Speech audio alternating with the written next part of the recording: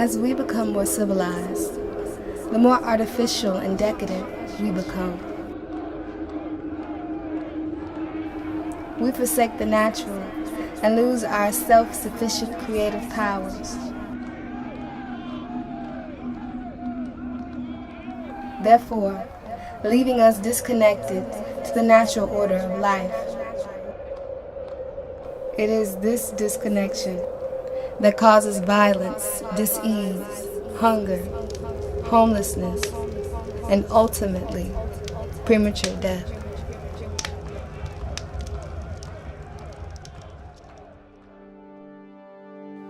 The Dogon believed that the earth had been pure when it was originally created, but that the jackal's birth made it impure and had disrupted the world order.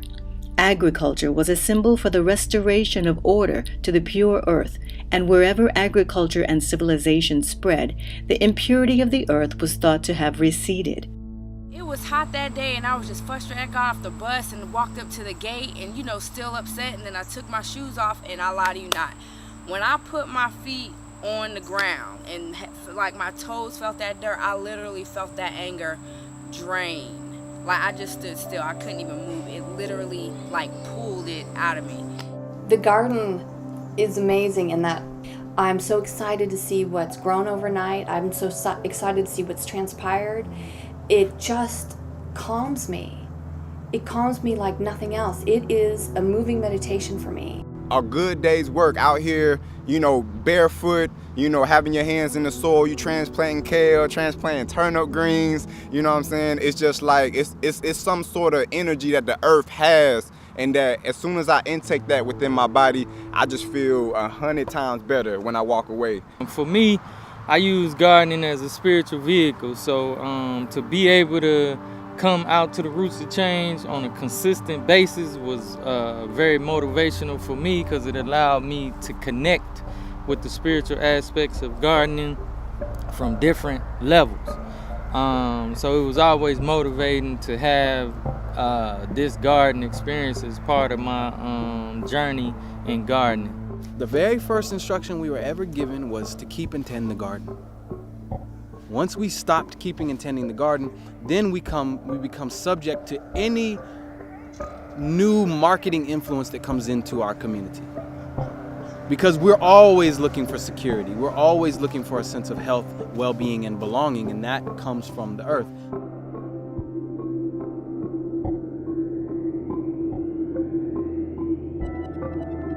Really, the question is, what is she saying?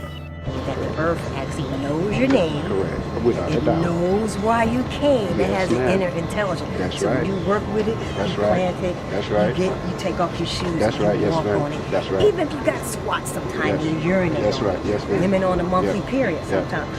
Go find a tree over there and just squat.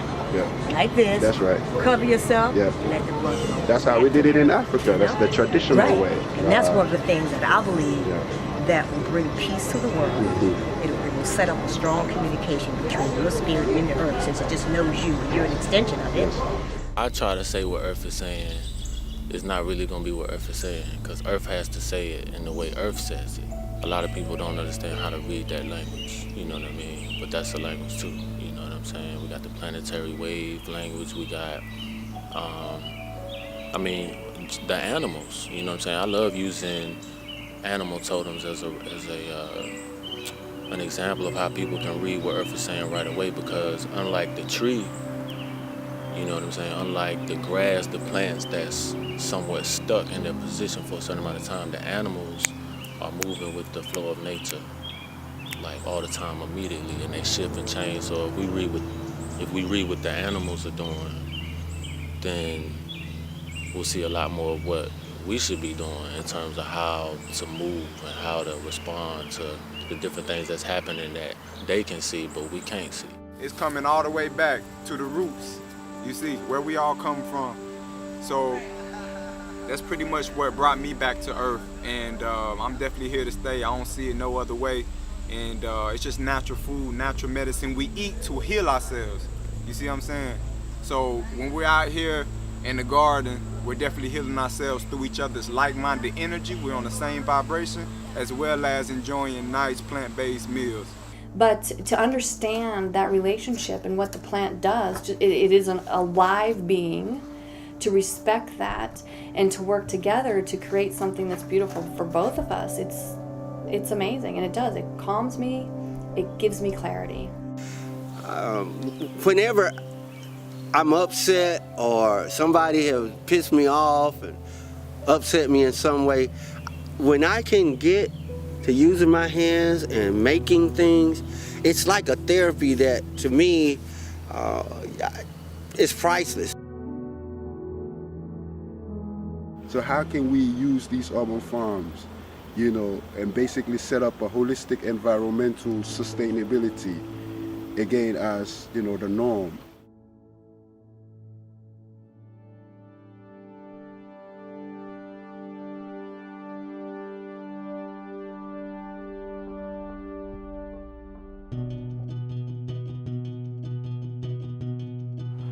When I first started in Atlanta, we were the first urban agricultural organization. I'm sure we lived in a while. And I would go to a commercial lender, a bank, and ask for money, and they would say, well, who else is doing what you do?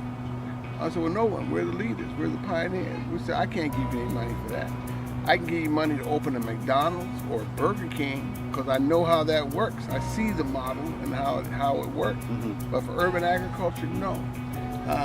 Interestingly enough, the very first grant that we got was from Savananda. Okay? They gave us, Steve Cook was the general manager over there. But let me take one step back and explain this. One of the things that is not clear to those who are demonstrating an interest in urban agriculture is the fact that all agriculture throughout this entire country is subsidized at every level. The reason that the food that you buy at a grocery store is cheaper than what you get at a farmer's market, it's not as good food, but it's cheaper, is because the taxpayers subsidize it. When we started the Habesha Works program 5 years ago, we said we want to certify people in urban agriculture. They said, well, who's certifying you? Who's giving you the right to tell other people that they know what they're doing? And what we had to tell people is we create our own destiny, right? So Habesha Works is really in that spirit because we're able to connect brothers and sisters with the land, reconnect. Our ancestors have always been connected. As Baba Tarico Duno says, there's no culture without agriculture, right? So when we see our brothers and sisters get connected, and what I always love that they say, there was a sister there who shed tears because she said that the program helped to transform her life. Not just teaching her about growing food, but she actually saw a nation because we do nation building work.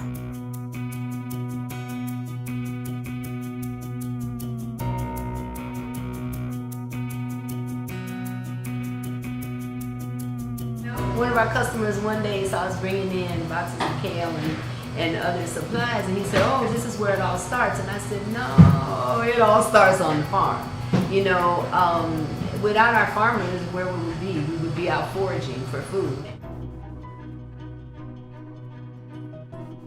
So one of the things that's most interesting is after being here in Atlanta for the last 8 years doing this work, I've come to realize that the acquisition of land is fundamental, and it's going to require partnerships if we're talking about acquiring land for urban agriculture.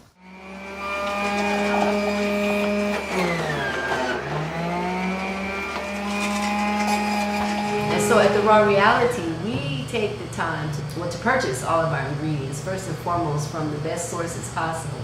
We do our best to get local food. We're establishing relationships with the local farmers so that we can start purchasing from them regularly. And we get foods from the local farmers markets and so on and so forth, because we do believe that locally grown food is absolutely the best.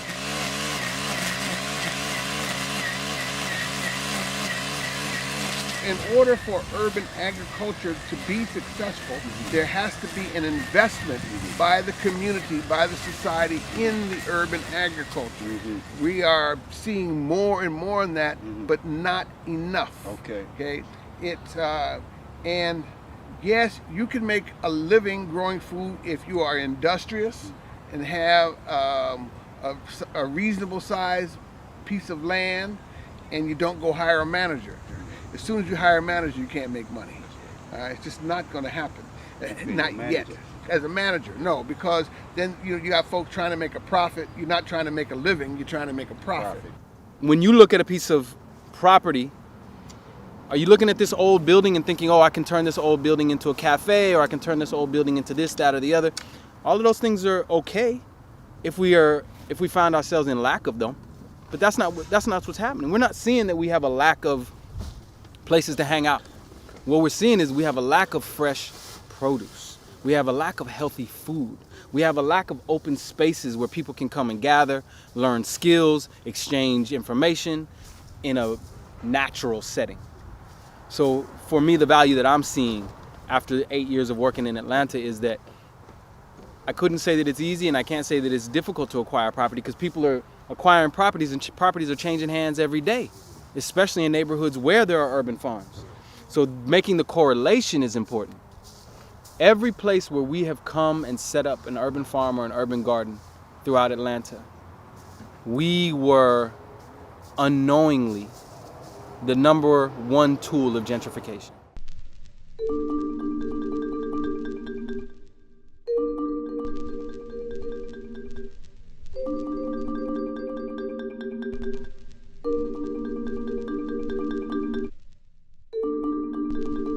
When Truly Living Well got the access to the 4 acres down on Wheat Street and Auburn Avenue downtown, prime site in a lot of people's eyes. Oh man, this is gonna change the face of urban ag, and people are gonna really have to see it because it's right downtown. When we started designing that farm site in early 2011, the Auburn Avenue was full of homeless people. Edgewood full of homeless people. There was a homeless man living on the farm site that we partnered with the Mad Housers and created a home for him to stay on the farm site and live where he had already been living, but in a home now, in a built structure. And within 3 years, the homeless were gone, a trolley car was being set in, and the very people that we searched the neighborhood for to train to become urban farmers were no longer even in the neighborhood. And so I sat back personally and took a reflection and was like, oh, ain't that interesting? I'm the gentrifier. Wow. Whoa. So this is what we have to understand about urban agriculture. On this piece of property here, Herring Road in Southwest Atlanta, there's a post office on the end of the street. Other than that, it's all residential. 50% of the homes on this one street are unoccupied. Well, I shouldn't say unoccupied, but unoccupiable. They still got people living in them, but they don't have utilities, they don't have electricity, they don't have water. That's third world status living.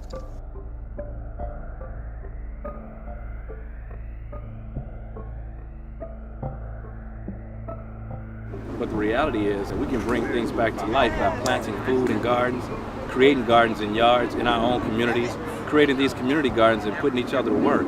Not only to work to make money, but to actually put each other to work to be able to eat.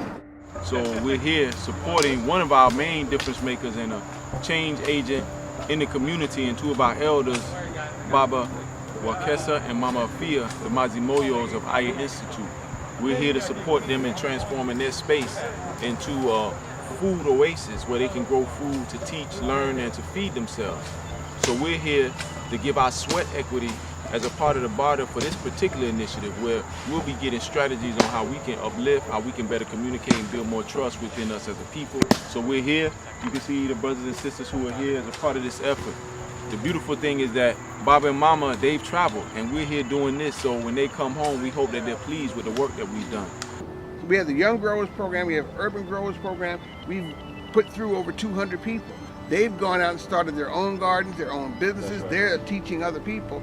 So although we grow all this beautiful food, and as you look around, you can see the abundance of the food, that isn't the main thing what we do. What I do now is more so than grow food, I grow people. The Dogons say that when a man clears new ground, makes a plot, and plants food on the plot, his work is like weaving a cloth. In this way, the skill of agriculture is a form of weaving.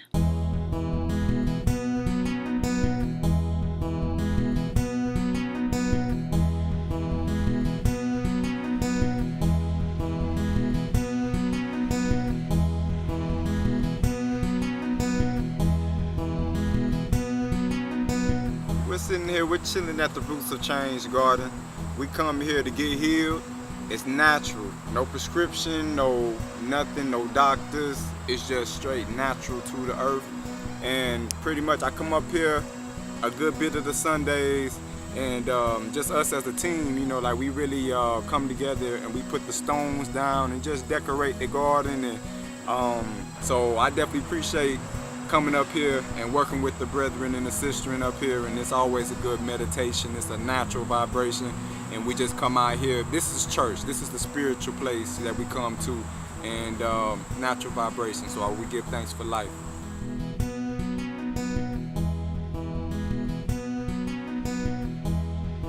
I brought my two daughters out here, Kyla, Jasia, to the Roots of Change farm, and just wanted to share with them what Ibrahima has shared with me.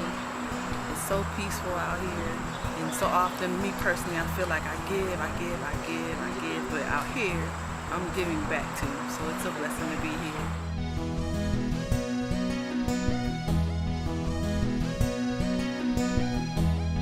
I am actually regrowing tomatoes. I'm making a mound, and taking a piece of the strong ones, as Mr. Anderson says, and snipping it so the tentacles of the vine can create some more tomatoes.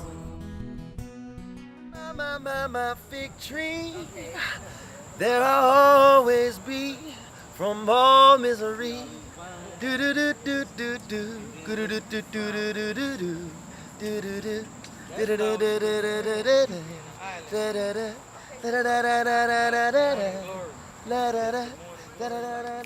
In New York, they don't have this kind of stuff, so I don't experience it in New York. So, yeah, that's pretty much. And I like the farm sometimes because they have lots of fruits and vegetables, and it's more creative. I'm glad this farm found my mom, and it's like a lot of crops growing, and it's very fun here. It's very nature-tastic. Yes.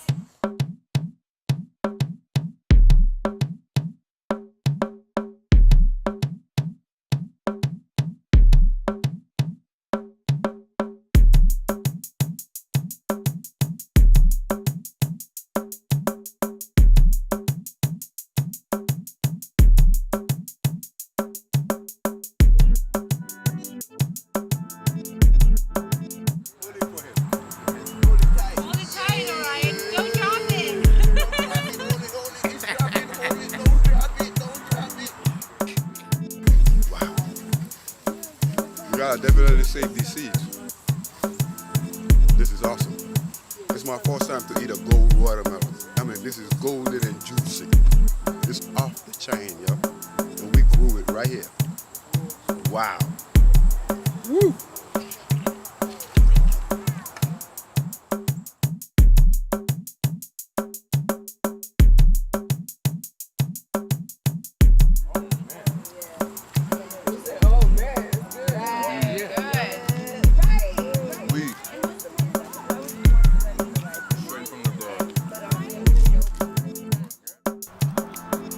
Harvested some kale greens from the Roots of Change garden, some lettuce, some collard greens, tomatoes, fresh okra, straight from Mother Earth, man, ready to put all of this in a salad. Have some foods of life to eat.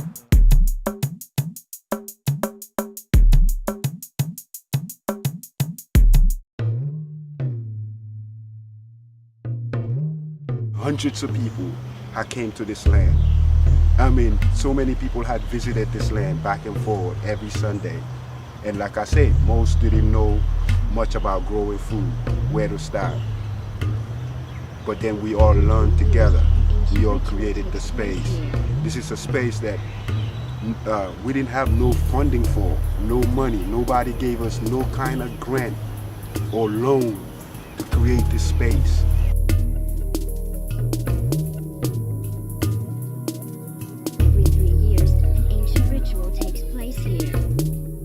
So what we've come to find out is that our sustainable support has got to come from a broad spectrum of people. So we've had support from the Food Well Alliance, that's financial support. We've had like technical business support from Center for Civic Innovation. And then we've had land access support from people from organizations like Providence Missionary Baptist Church, from Atlanta Good Shepherd Community Church, from Oakland City Neighborhood Foundation, people who have access to land but that don't necessarily have access to financial resources to say we can pay you. Providence can't pay us to grow food, but they can say, look, here's a half an acre, we'll entrust it to you if you can go out and find the funds to grow the food. And then make sure you give a certain amount to our congregation and then you can sell the rest. So the support now has to come from relationships. Relationships are gonna be the source of support.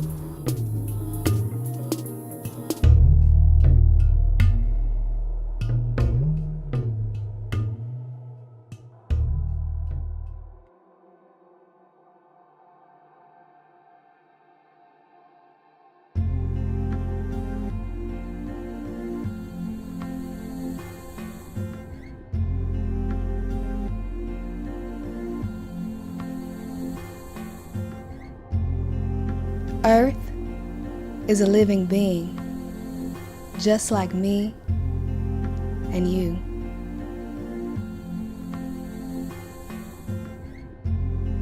So, does the earth have a consciousness? Absolutely it does. Everything in existence has consciousness. All things are energy. And energy, like you said, is mental. So when you look at a seed, you also need to look at yourself in a sense where when you look at a seed, it's also a life inside of that seed, whether it come from a plant, whether it come from vegetables, etc., etc. And me, I don't throw away my seeds. I don't throw it in the trash so the dumpster man can come and get it or whatever have you.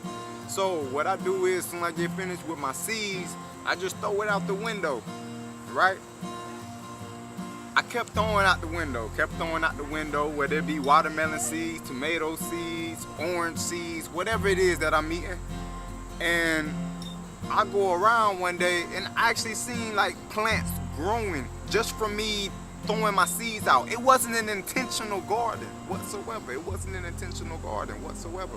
We all have meridians, which are energetic pathways. I like to call them superhighways, energetic superhighways of the body, where energy can travel in much faster rates all over the body to get where it needs to go to clear out toxic energy and that sort of thing.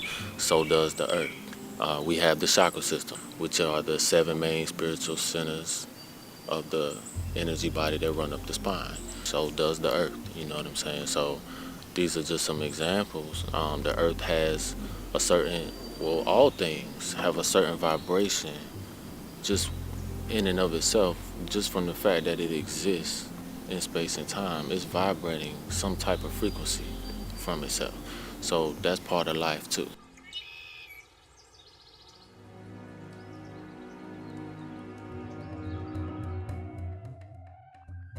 The soil is really what grows the plants. Yes, sir. As Baba Rashid Nuri always say, we don't grow plants, we grow soil. Yes, sir. So once you have strong, fertile soil, the plants will grow and stay strong themselves. So that's what we're about. And also, the soil is the foundation of the plant, but also the soil represents, as a people, our culture. The soil is our culture, which is the foundation of us as a people. So once we have a strong culture and we embrace it and we nurture it, then our people will be strong. The same way when you have strong soil, your plants will be strong, right? So as long as we nurture the soil, we also nurture our culture, and that's how we grow.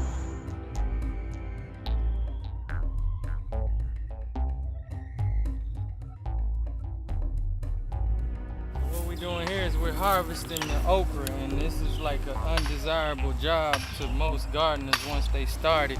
Some will love it, but the okra, you see how it grows, and when you reach into it, it's recommended that you have on a long sleeve shirt because it feels like fiberglass on your skin. It's real irritating to you. But you definitely want to get to your okra, because if you can see this right here, when the okra gets this large on the plant, it tends to become inedible. it becomes very woody and inedible. Ideally, you want your okra to be about the size of your thumb. About the size of your thumb is the perfect harvesting time, or younger. Even younger is better. And that's about the size that you want the okra for optimal eating. I just ate something called an edible flower, and it was actually really good. The stem of the leaf, this is the leaf, I just ate the stem off of it. It's a little bit sweet. It kind of has like a sweet pepper taste, and the actual flower tastes the same, but it's a little spicy. It's almost like it's kind of peppery, but it's sweet at the same time. So it was actually really good. It was an awesome experience. I'm very blessed to have been able to experience this today.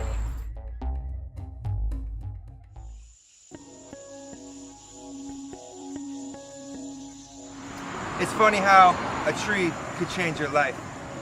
And in 2009, I came to this neighborhood to plant trees, just like I always do for Trees Atlanta. We plant mostly oak trees, large shade trees.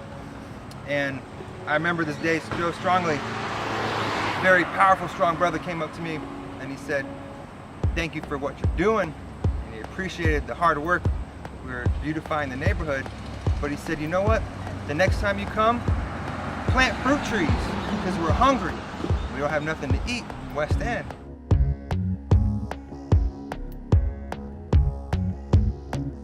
And so when I came back the following year, I listened to him. And we planted fruit trees all down the street. 60 service berries, like this right here in historic West End, that produce healthy, fresh, affordable, free food for the community, for people.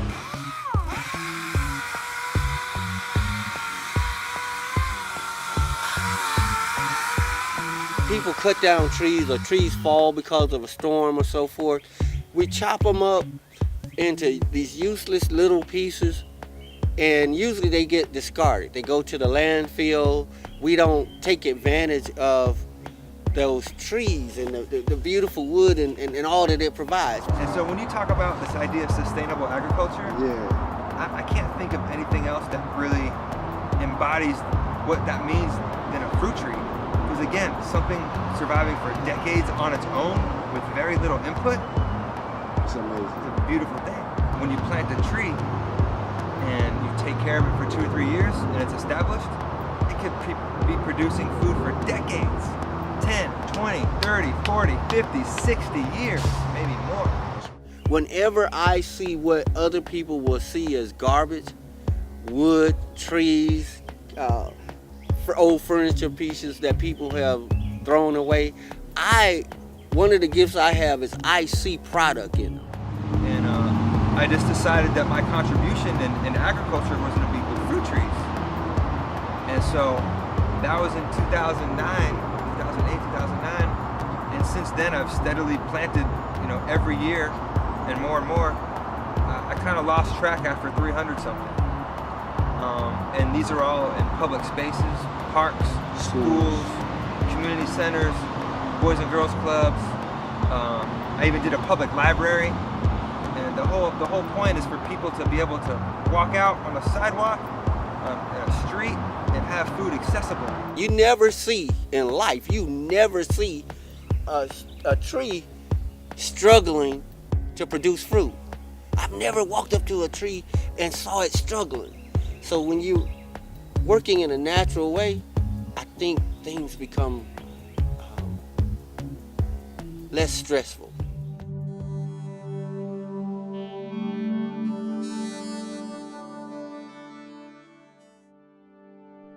This is an okra shampoo straight from the garden. I ain't trying to be hard, you know what I mean? Mother Earth just begging me pardon. So I'm just scrubbing this up. See the slime coming out?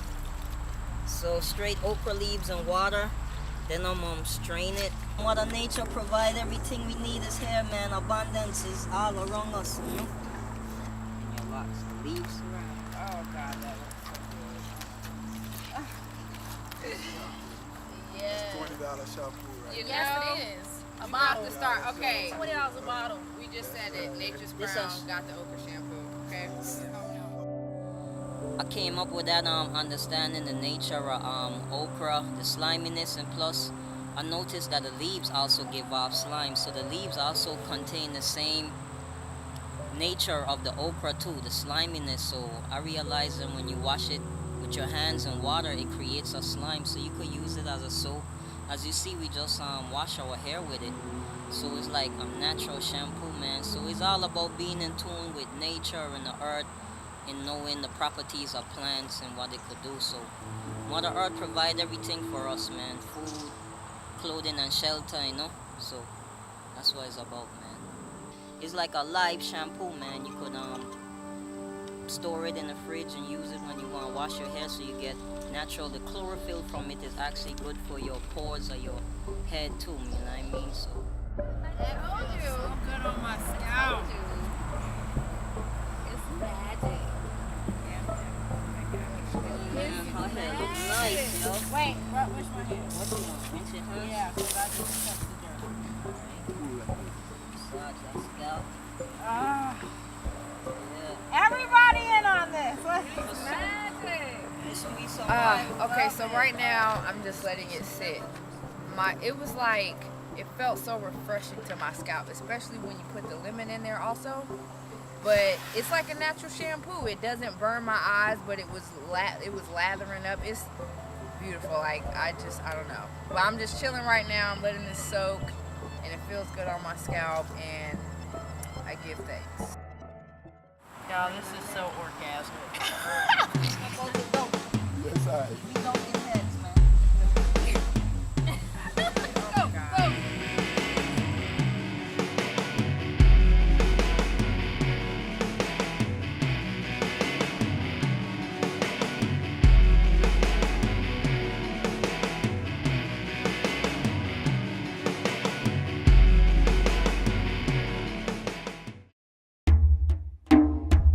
Can you preserve anything? I mean, I would say yeah. Yeah. Because there's so many different ways to do it. Right? There's salt, there's sugar, there's vinegar, there's just straight up drying things out. Like drying them out, and then you can figure out what to do with them later. Stick them in vinegar, and then you can figure out what to do with them later. I remember my grandparents doing all of those things, but Right. I never got taught to. My parents' generation didn't do these things. I never saw my mom preserve any food or, do those things that I did see my grandparents doing. So for me, it was... Same to me. Yeah. The same generation. Yeah, it's Isn't a that generation. amazing? Yeah, it's a generational But we thing. could turn that around. Exactly. But I think a lot of us, because it's natural and it's makes sense and it is who we really are to, eat from the land and preserve the food from the land and nourish each other versus, taking food that's coming through a system that is broken in a lot of ways. We're able to learn from each other, to learn from our elders who are still doing these traditional practices. I also just love books and magazines. I've got recipes. Actually, you can find anything you want to know about food preservation on the internet. You should not necessarily, of course, follow any directions that are on the internet because food preservation is a science-based thing and you can mess it up. But there is a lot of good quality information through companies like Ball, through the National Home Food Preservation organization that's located here in Athens. So there is lots of good information out there. I would say be careful about your sources. Yeah, there's so many different ways to preserve, but I really like these living preservation methods where you're not just heating everything up and killing it. You're preserving organisms that in the middle of winter having those lactobacillic, probiotic, prebiotic organisms in your gut is just... Yeah, our immune systems are in our gut. We know this. It's science. We know that our biotic, human biotic system has a lot to do with our health and our wellness, especially our immune system. But they have found the lymphatic connections in the brain now, from the lymph system to the brain, whereas they used to not know exactly what was happening, but now we really know. So it's definitely very important that you're cleansing your lymph system, that you're getting enough water and enough nutrients to be able to, for your immune system to function properly.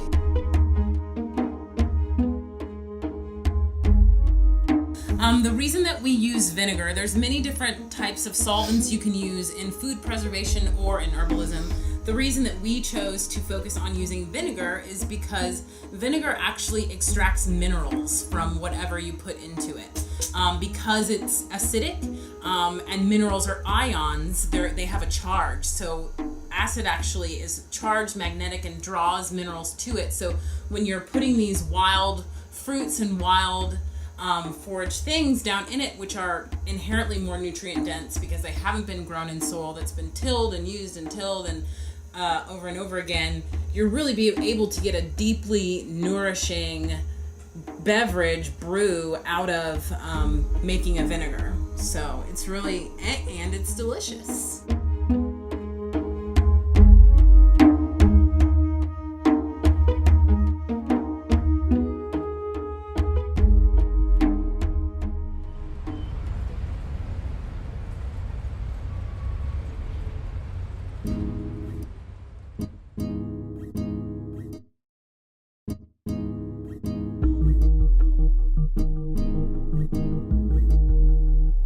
It being grown somewhere else, harvested, sitting in a warehouse, getting put on a truck, getting driven across the country, getting unloaded from a truck, sitting in another warehouse, then getting put on another truck, then going to a grocery store, and then getting sat out and sprayed on water. Process. That's a long process. Chlorine water on your vegetable.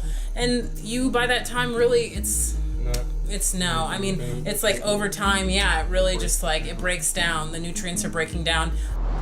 We live in this hyper consumer-oriented society, and they call us that. They call us consumers, not creators, not producers, consumers. And you know, when you go to the grocery store or you go to any store, there's a price tag on things, and that is a number. But the reality is there's another price tag behind that one, and that is the story of that product, whether it's a basketball or a cantaloupe or a t-shirt. It came from somewhere, and a whole lot of hands have touched it along the way. And even in our activism, they are organizations that are led by consumers and not producers. Outside of the United States, all the global movements around agriculture and urban agriculture are led by the growers. Inside of the United States, it's led by the consumer who says, I want to feel good about buying organic. I want to feel good about buying local. And what they're thinking of is the end user instead of the producer. So it's about how can the end user go into a store or go to a farmer's market and feel good and say, hey, I bought local and this is a good thing. Well, yeah, that's a good thing. But for you to continue to receive locally fresh, clean produce is going to take the exact same subsidization as it has to provide you with toxic food. The reason why 80% of the food is toxic is because these farmers are subsidized to grow in that manner. They do not have to depend on the sales from the end user to pay their land mortgage. The moment they buy that toxic seed, they get a check in the mail that says, thank you for buying. We don't care if it sells or doesn't sell. The farmer is not out there having to sell their food. As long as they agree to grow this toxic stuff in these toxic manners and use these toxic chemicals, they get a government underwrite, and they also get tax breaks. Even today, food is not immune from forced labor, poor working conditions, and injustice. So, you know, when you look at a t-shirt, for example, where did the cotton come from? How was it produced? When you look at something made from rubber, where did that rubber come from? How was it extracted out of the earth? You know, people in America, they just go shopping, they just go buy things. The people that produced it, how are their lives? Where do they live? Do they get enough food to eat every day? And I just decided a long time ago that I didn't want to be a part of that consumer-driven lifestyle. It's really important that farmers figure out a way to make money until this system that we're creating is supporting the people who are supporting us.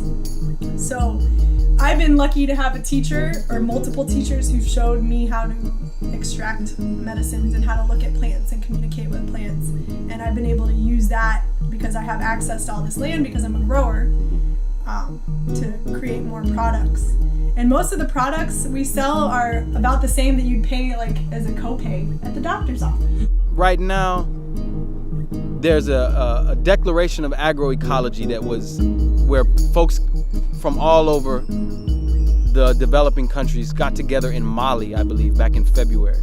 And then they wrote a declaration of agroecology. And it's small-scale peasant farmers that have said, look, our practices of the way that we grow food are the only way we're going to feed people, and it's the only way we're going to feed people and at the same time save the ecology. So they are fully aware of the problems of genetic modification, fully aware of the problems of monocropping and pesticides and all of that kind of thing.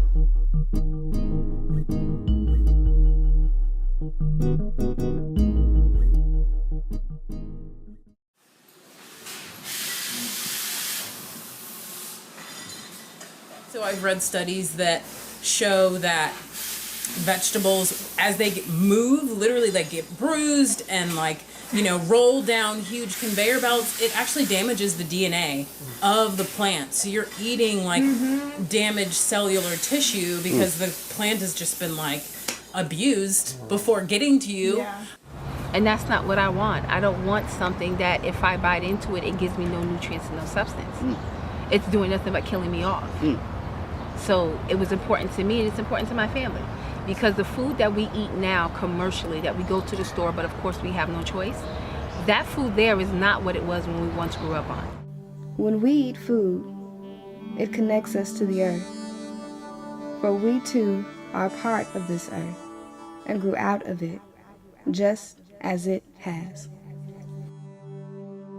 So the power is in our hands, these right here. Up here, if we are able to work in disciplined ranks together and avoid the quarreling, the argument, we could get somewhere. We could keep a focus, and collectively we can yield. So it's a lot going on, a lot of potential we have.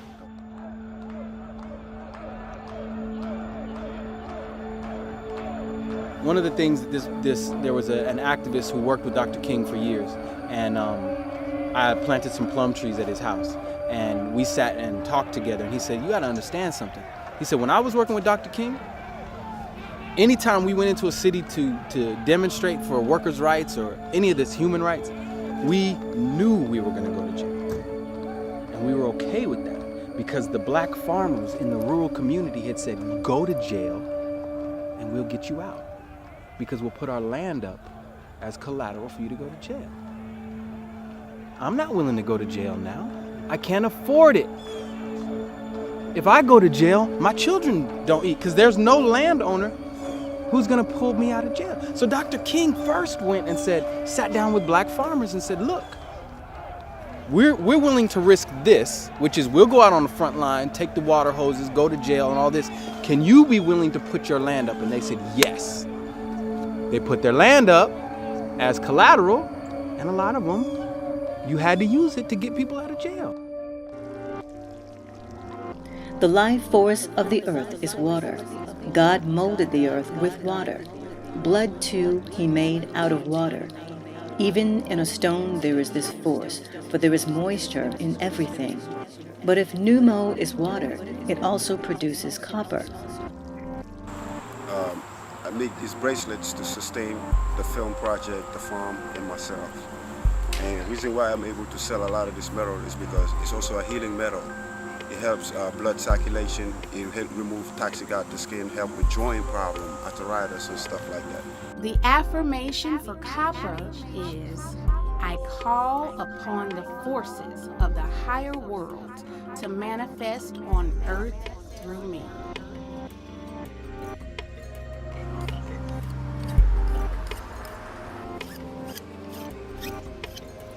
Copper is a versatile and useful metal for both metaphysical and physical healing purposes. It resonates with the earth element and teaches the ancient ways of walking in balance with the planet and all the beings upon it.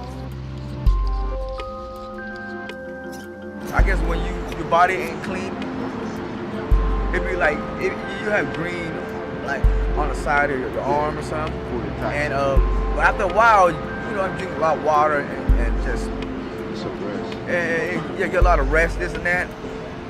It goes away, and then it'll be another color. And then when it shine, that means your whole body is just clean. So sweat to the one. I got soccer injury, he's hurting pretty bad. But You should have seen me last bomber cloth week when pain take me last week. You know, this metal help you out. Yeah, man. Help your blood circulation. All of them pain they gone now. I believe that too. You want to leave this thing on, you know what I mean? Yeah, just leave it on. Yeah, sleep with it. It's going to help you out. Wait. Yeah, it's kind of tight there. Yeah. May I help you that you can come wait one, right there? Wherever you feel the pain, that's where it's supposed to be. Come on. Yeah, just come on. It's a hard metal, you know. I had also got poor circulations down my foot for whatever reason. So people had told me everything the metal did for them, and I never tried it. But ever since I put this on my foot, my circulation had been much, much better, and I'm able to move around a little faster. So I got them on both foot. You know what I mean? It's kind of rough out here for me, so it's not enough sleep, not enough, rest. It's not comfortable, man. It's not too convenient. So, my system is not at its best. So sometimes this metal will also be dull. But that's because you're dull. Perhaps you need to drink some water or rest some more.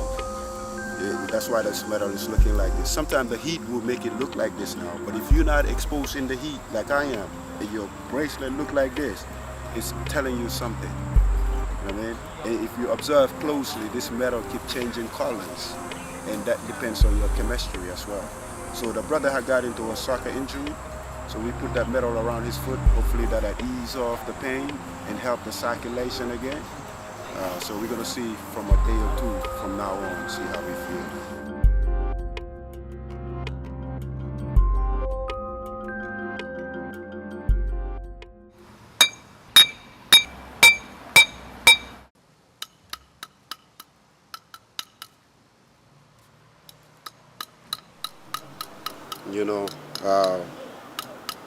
I was convinced to write a grant for our project.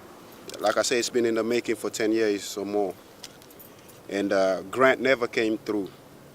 So what I learned from that was self-reliance. So that's how I started to get busy with this metal. So I'm here making these bracelets. I told you the qualities of this metal, how it helps you. So people buy this metal from me. I got bracelets for $7 and $10. And a lot of people got them in their wrists now, here in Atlanta, especially in Little 5 Points. And they know exactly what this bracelet is for and where you get it from. They might even ask you what these 3 lines represent. It's a little wisdom, a little reminder. Knowledge, wisdom, and understanding. Because I believe that's what's going to bound us all here together.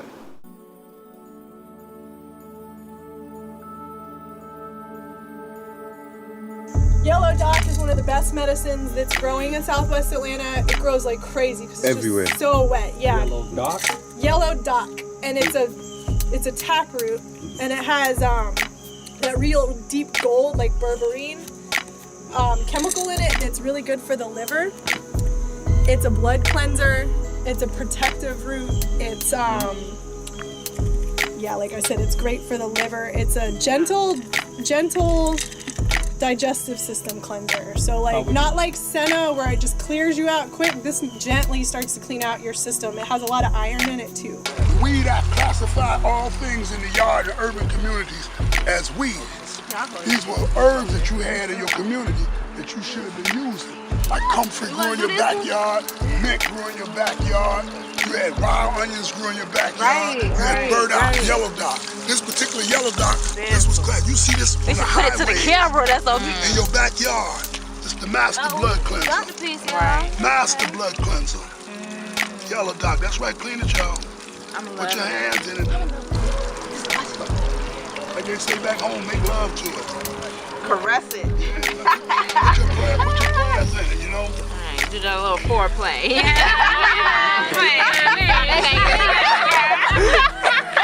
Like that. A lot of people are learning about turmeric right now, right? And they're buying the powdered turmeric at the store, and they're like putting it in their smoothies, right? But part of this plant, it has to get unlocked either by heat or by a fat or some sort of process to actually be able to get into your system. So people are taking tablespoonfuls of this dried turmeric powder, they're taking turmeric pills, and they're not getting the results that they need. And like in India, they make a golden milk. So they boil down the roots in milk with their ghee, the clarified butter, and the spices like other ginger and cloves and stuff, because they're getting the heat and the fat to pull the good stuff out of the turmeric. So this is why this is going to be great, because this turmeric, first off, it's fresh, so you can actually get it out of the fresh turmeric, but we're going to put it in this process, which is going to chemically change the whole situation, and it's going to bring out the turmeric's medicine.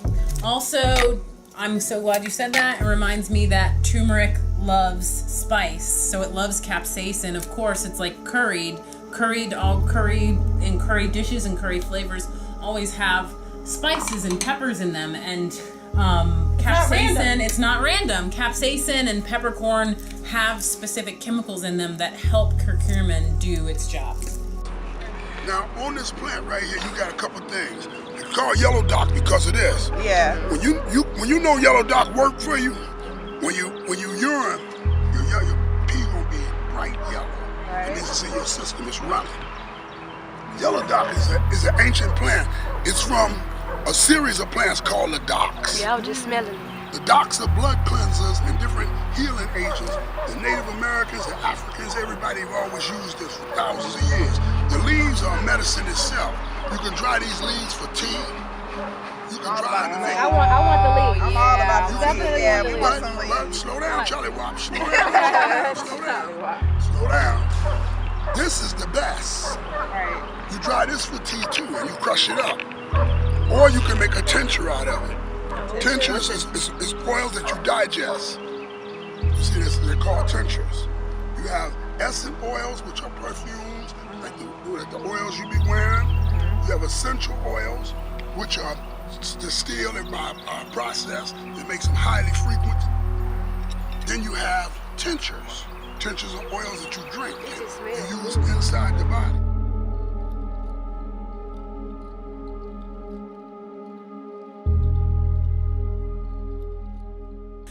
Food that is preserved, like frozen preserved. So say we had a huge bean harvest, we blanched it and froze them.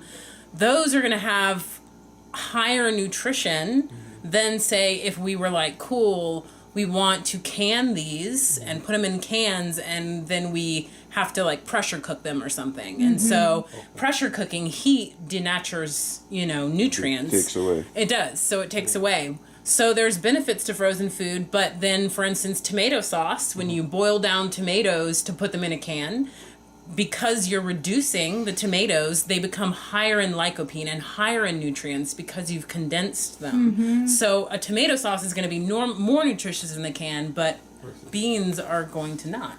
So it kind of depends on what you do to preserve it. And like we said before, like vinegar pulls minerals. Alcohol pulls out like turpentines and different alkaloids and volatile oils. So it kind of just depends on, what the outcome is of what you want and what you have access to.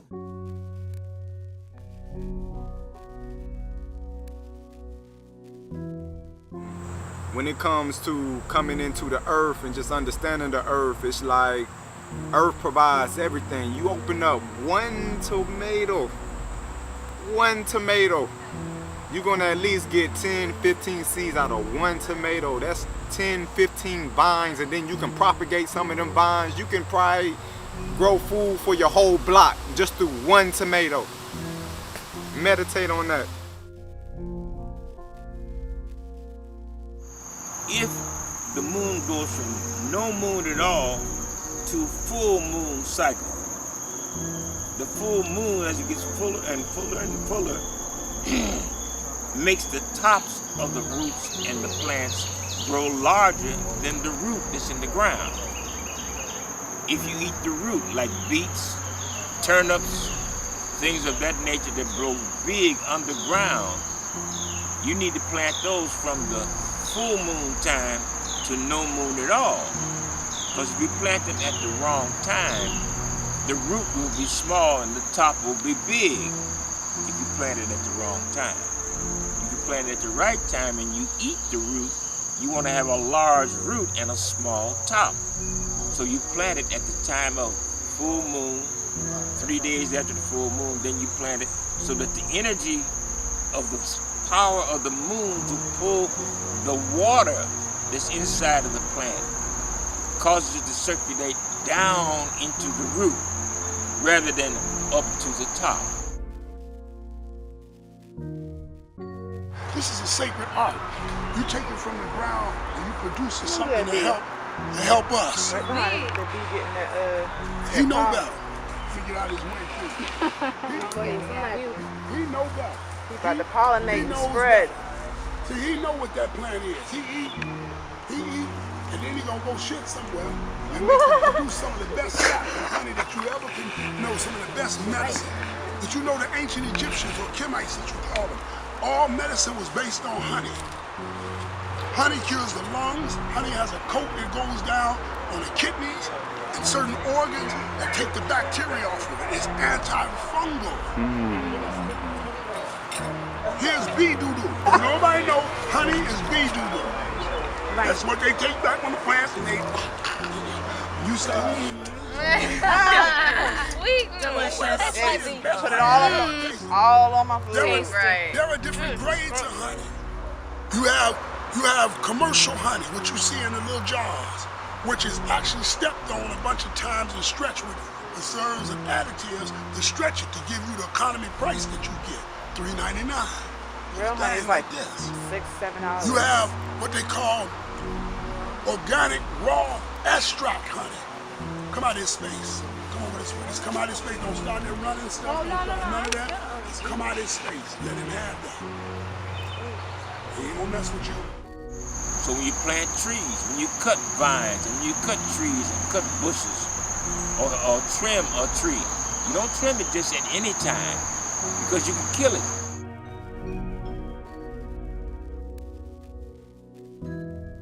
How do you make the walnut stain? Well, you have the walnuts that fall off the tree.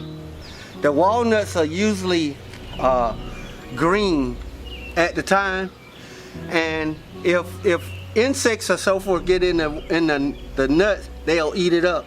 And so most people would say, okay, well, I can't do anything else with that.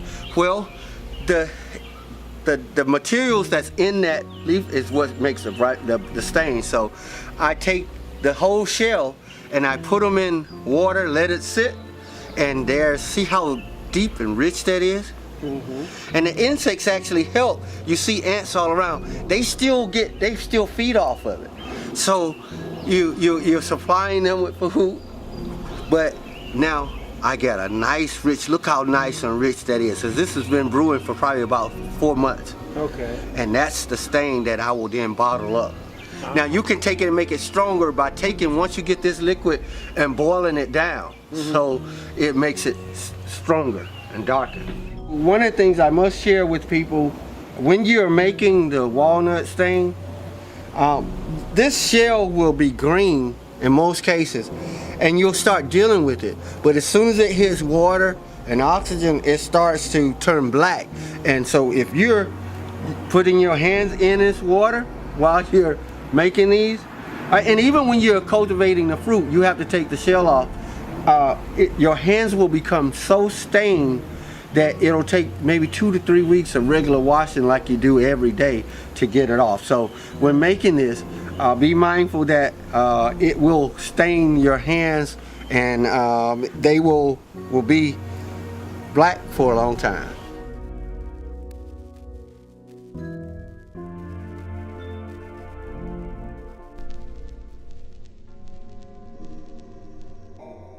Fermentation is really just like an environmental manipulation inside a container. So using salt, we're going to create an environment where lactobacillus thrive. And so, because they like the salty life. And so we're basically going to layer salt and muscadines, which are really nutritious and full of vitamin C, and habanero, also super nutritious, and turmeric as well. So we're going to get hopefully a really beautiful color, anti-inflammatory, probiotic, nutritious drink. And it's something that can be used in different ways. It can be drunk. What we do, we mix things a lot together. So this might end up being a base for another vinegar. that we want to, you know, have this habanero base to be spicy. We might add it to something to be spicy or serve it by itself, or yeah, we just kind of work with it, work with the flavors.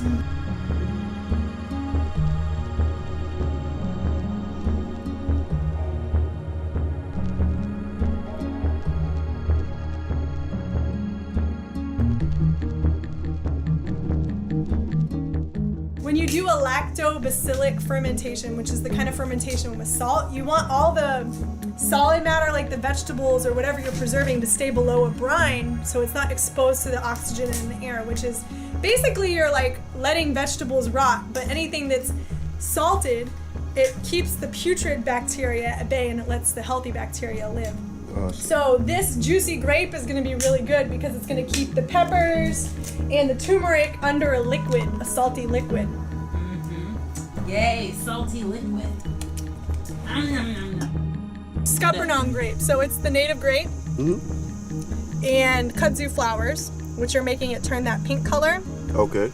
And we started it with some sugar and water and let it turn into an alcohol, and then added vinegar so the vinegar will eat the alcohol.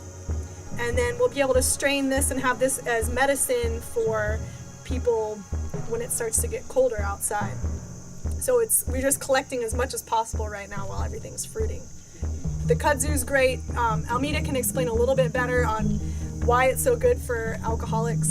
I can't always remember all those different words, yeah. but it's a drink that'll help people with alcoholism. And then also tons of nourishment for... So that'll help you with addiction? Yeah, it's specifically it expresses acetaldehyde from the body, so it basically flushes out a toxic byproduct of drinking. And so if you've been like in an addictive cycle with with alcohol, and this toxin is built up in your body and it contributes to causing you to crave more alcohol, kudzu flower will help to flush that toxic byproduct out of your body and out of your system and help you with cravings. It's so valuable. Yeah. Like this hat right here was made out of kudzu vines. Check that out. That's a nice hat. You made that, Nicole? Yeah. That's a beautiful hat. So we these invasive plants, I just say they're coming in because we don't tend to the land anymore. And if we were tending to the land, they wouldn't be overgrowing the land. And so we need to start learning how to use them again.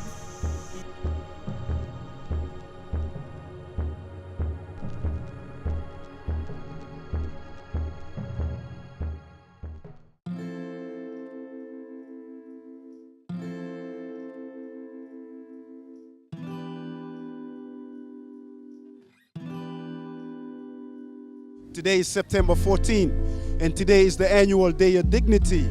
And we all came out here today just to show love and to show respect and to show empathy.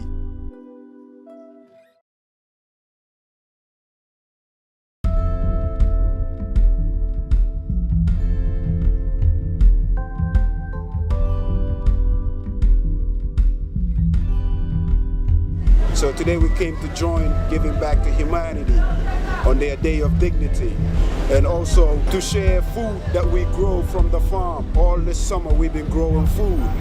So part of our giving back is to share that food with our brothers and sisters. We started 5 years ago. 5 years ago we saw what we can do to help the unfortunate. So what we started doing, we started feeding. We started from I think we started from 20, then we got 100, then we left from there and come over here. We just kept growing. We kept doing more things. We kept putting in more people in. We kept adding more people so people can see all nationalities here. But we're trying to help people that needs to be helped.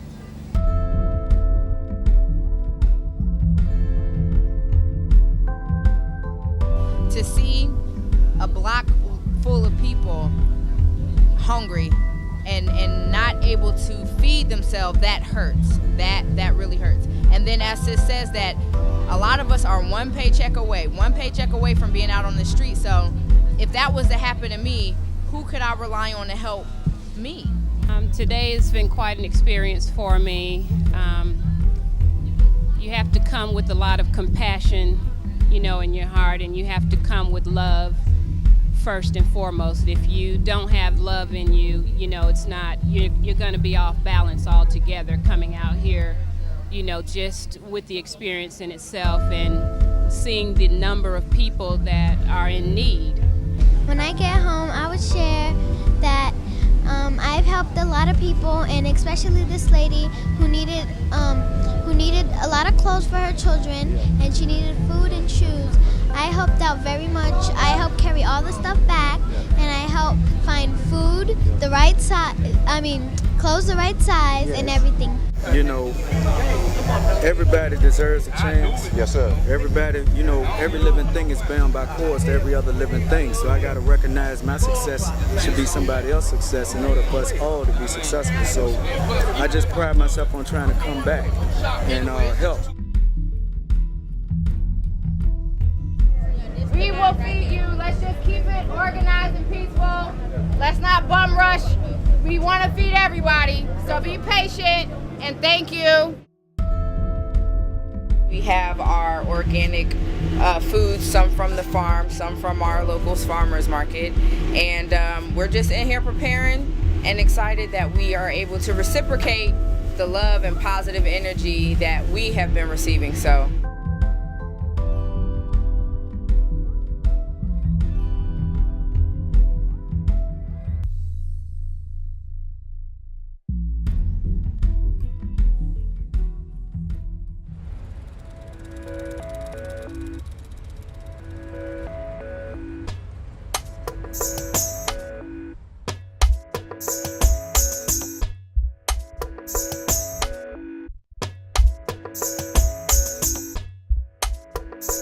So I want you to share your experience with us today, man. How do you feel coming to Roots to Change Farm? Well, basically, it was the experience. Yeah. Because I really didn't know what to expect as far as work-wise. Yeah. And I enjoyed every bit of it. Yes, sir. And I appreciate you accepting me to do it.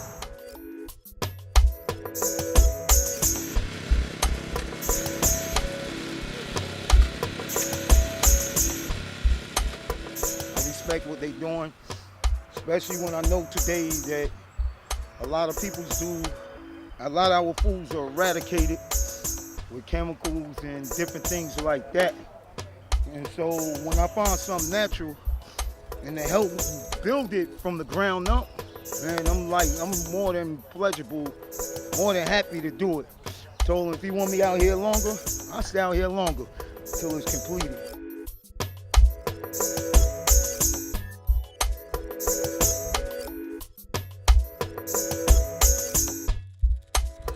So, I feel wonderful. I got out here and got me some exercise. I'm 54 years, so I feel like Muhammad Ali. I'm the greatest champion here today. Yes, sir.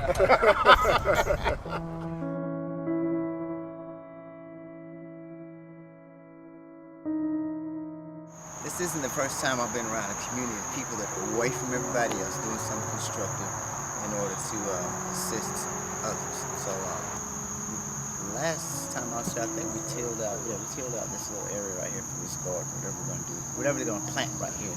Now I know I'm not talking loud enough, but I'm not a screamer, so, you know, but my experience here is great. I mean, he didn't call me to come back, I called him. I don't want to leave. If I leave, I'm going to cry one time. Oh, man. Because I'm going to miss this. See, when you're around people that love one another, stick together, and we can accomplish anything we want. We are somebody. We're going to make something happen.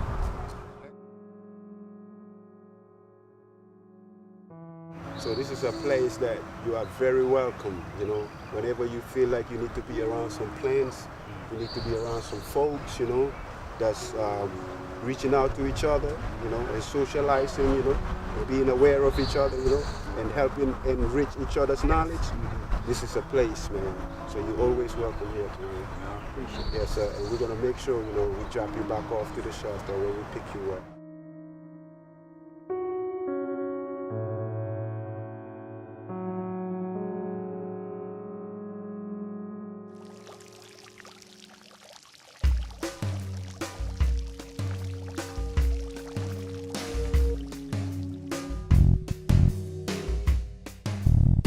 I was working in the courts, and I was just actually a court clerk, and seeing the paperwork that we were doing, I'm like, Lord, somebody needs to help these people. And you see the same name over your desk 5 times in 2 months. That's crazy to me.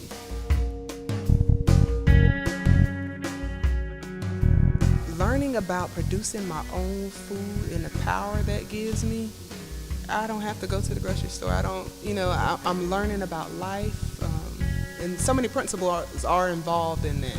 So I started talking to the women and telling them what I was doing. They were interested in it. They were eager for somebody to give them something. And I started talking to the inmate councilman, and God opened the door. He gave me favor with them because he was like, whatever you want to do, you come out here. So we got it approved to go out there and till on the county property for a garden.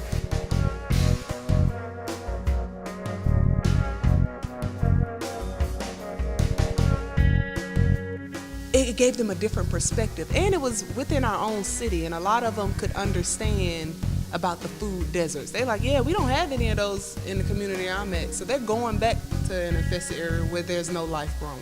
And when they saw that then, they're like, so people are doing this? See, it's out there, it's capable, we can do this. I was like, and you don't have to wait till you get out. We can do now. We can start now.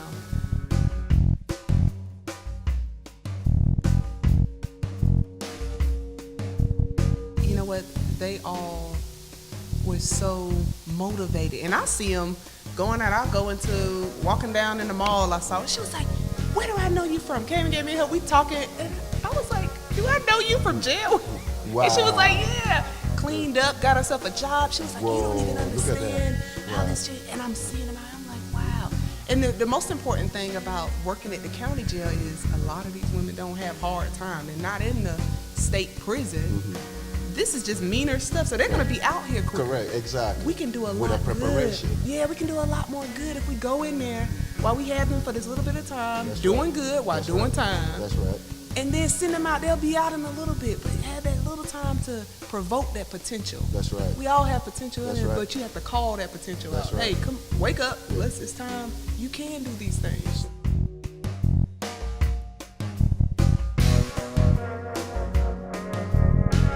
I think it'll definitely be very empowering for them because, one, being able to generate income on a medium that you control is already reducing a lot of risk. You know, there's a difference between people who go out and earn money and people who make money. So you got to ask yourself, do you want to be one of those individuals that's going to allow someone to dictate to you your value and then pay you what they feel it's worth? Or do you want to take that extra work, create an opportunity for yourself so that you literally are making your money, meaning you're determining your value and then you're making it? That's the ultimate lesson I think that you're espousing upon. And so with using urban agriculture, as you can see, we have an entire backyard right now that's becoming a blank canvas that people are going to be turning into not only a sustainable source for them to live off of nutritiously, but it's also a sustainable source for them to live off of financially.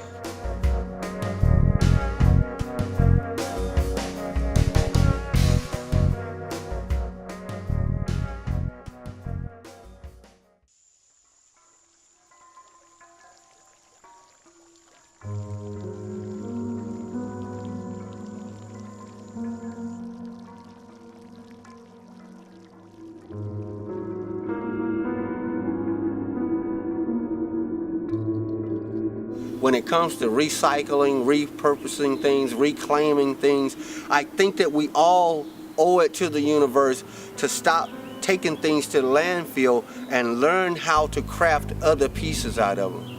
You got rustic furniture, you got small houses that we can take and make out of containers. So many things that we can do to provide for not only ourselves but for each other, that we have to start thinking a different way. It is just recycling organic material, and organic in the food industry, it means that there were no chemicals used in the growing process. But organic, the more general term, just means something that is alive or was once alive, and that includes you and me. We can compost too. Like when I die, put me in a pine box and bury me in the ground. I don't want chemicals in me. I don't want some fancy plastic laminated box with all kinds of chemicals. Like, it's really just about recycling plant nutrients back into the soil. Unfortunately, some of our city leaders, our bureaucrats, there's a great culture of fear in regards to fruit trees. Number one, it's going to create this big mess, all these fallen fruits on the ground. And you know what I say? That's a problem we can eat ourselves out of. Wow. Why is it a problem? Why can't we come up with a solution to actually come with the community and be organized to gather them up? We can do so many things with it. And this particular tree was one that fallen, and it's a pine. And I can take what was just a discarded tree, have it milled to the thickness that I want. I carve these beautiful images that the Creator gave me in it into the seat, and now I've got a chair. This was a oak tree that was fallen, and I had it milled to the thickness and likeness. And again, this is what Creator gives me.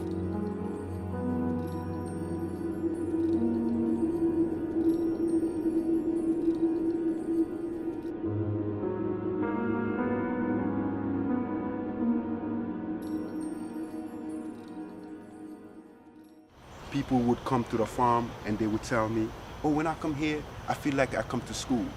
Some people say, oh, when I come here, I feel like I come to church. But then I felt the same way.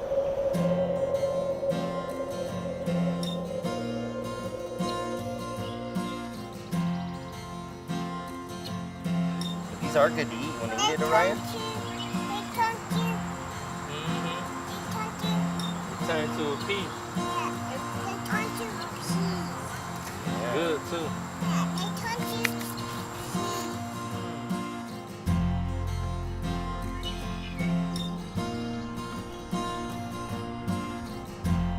As I look at it now, I have children, I have grandchildren, I have great-grandchildren. My children do not know how to farm. They do not know how to do what these men and people here are doing. They don't know how to do it. And it's sad to know that as conditions are now, the way things are, that they really need this ability, because first of all, it provides community for us to work together, that we can help one another.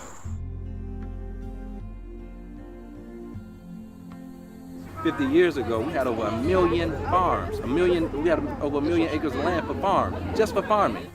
Our people have gotten away from doing this. They don't really want to do this.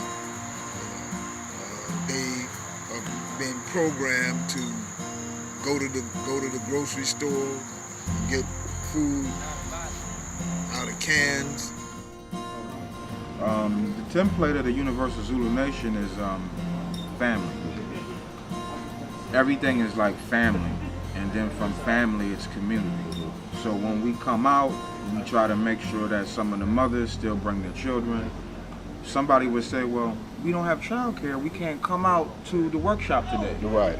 I say, well, bring your son with you. Yes, sir. You see what I'm saying? That's right. Yes, that's free childcare. Yeah, my brother. You know what I'm saying? farm.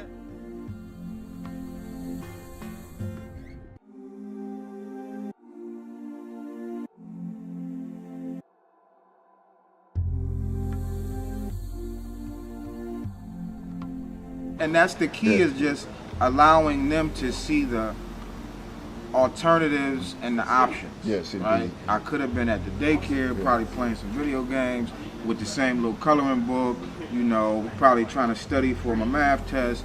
Well, the alternative is to actually bring them out into the garden, where usually most of us were adults. But my daughter was there. That's She's right. 16. I've seen her my put son in was incredible there. work. Your son He's too. 12. That's right. And then different other friends of mine brought their children too. So it was kind of like, the crew, and then the crew's children.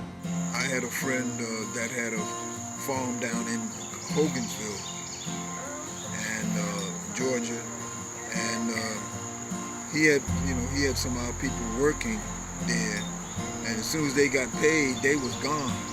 and I had to go there several times. I went up, came up from Columbus, Georgia, with my parents, and we used to just go and we had to go out there actually go out in the fields and pick the stuff, and the food was rotten. I mean, big, beautiful, cantaloupes and squash and everything. They were just rotten because nobody didn't want to pick them. So we pick them, and and my brother was selling them. So, but eventually he had to just close the farm down because he just couldn't get the people. Our people just didn't want to do none of this kind of work.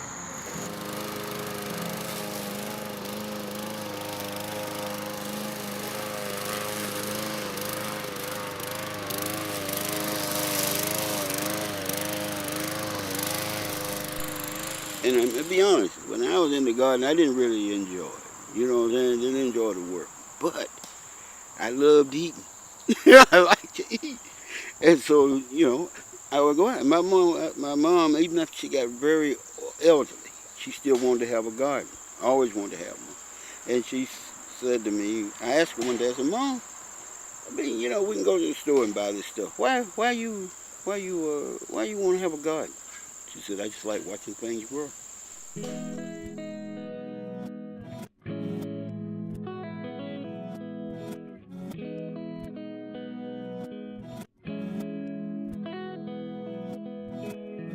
I'm vibrating at such a high frequency because of all, not only the beauty, but every essence that I've experienced today, from the work, from the tasting of the food, to the working together to prepare the food, from the eating together, from the sharing to the music together.